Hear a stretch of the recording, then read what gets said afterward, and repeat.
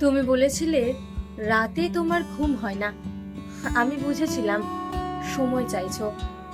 তুমি বলেছিলে আকাশে কি মেঘ করেছে দেখো। আমি বুঝেছিলাম তোমার মন খারাপ। তুমি বলেছিলে নীল রং প্রিয়। আমি বুঝেছিলাম তোমার কষ্ট হচ্ছে। তুমি বলেছিলে ঠোঁট ফেটেছে। আমি বুঝেছিলাম তুমি চুমু খেতে চাইছো। তুমি বলেছিলে অঙ্ক ভালো লাগে না। আমি বুঝেছিলাম কবিতা ভালোবাসো।